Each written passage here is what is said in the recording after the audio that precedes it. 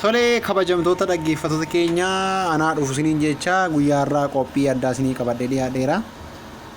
Qophiin keenya har'aas fiqee TV irratti ADSL ZTA kan jettu tokko akkamiin Wi-Fi isaa hide gochuu kan danda'u isin agarsiisa. Jalqaba irratti Chrome keessan banattanii 992.168.1 seentu.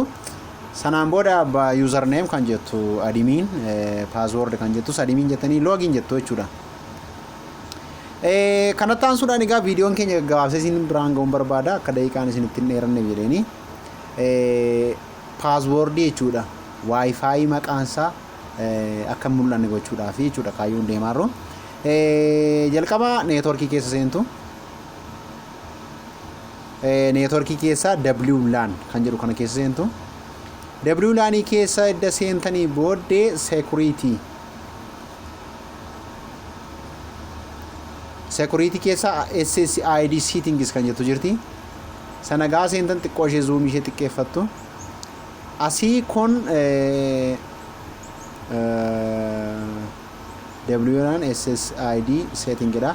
Hide SSID kan jettu kanarratti tick gochuu qabdu jechuudha. Tick keessa jirtu boxina keessa hide SSID kana jechuun maaliif isin gargaara Wi-Fi keessan maqaa isaa namni kamuu arguu kan dandeenye jechuudha. Achi gadi dhuftanii waa tokko waan biraa osoo hin tuqiin SSID name kan jettu qubee xiqqoo kaawwatu jira. For example ani fakkeenyaaf qubee T madu waan godha. Sanaan booda submit gaafa dhu Wi-Fi kana sirra balleessaa jechaadha. Your data have been stored jechaadha. Fakkeenyaaf koo forgot godheen isinitti agarsiisaa jechaadha. Osmaanii asirratti gadi qabee forgot network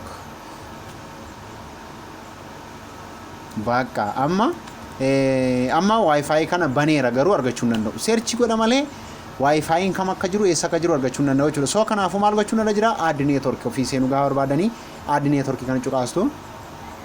SSID sila yaadatan itti gootan sana barreessitu jechuudha. Fakkeenyaaf team barreessee password security jettu kanatti immoo neen kan jedhu kana fuuldura isaatti kun tuqa wayii qasxee wayii jira isheetti buutanii WPA yookaan WPA2PSK kan jettu cuqaastu.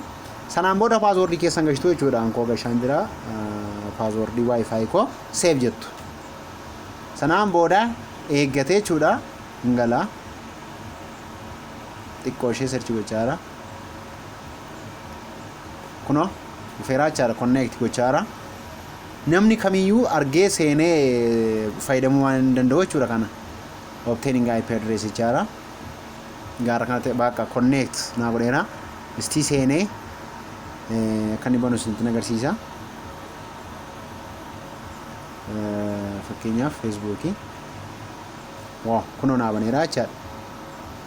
Haala kanaan Wi-Fi keessan maqaa isaa dhoksuu dandeessu jechuudha.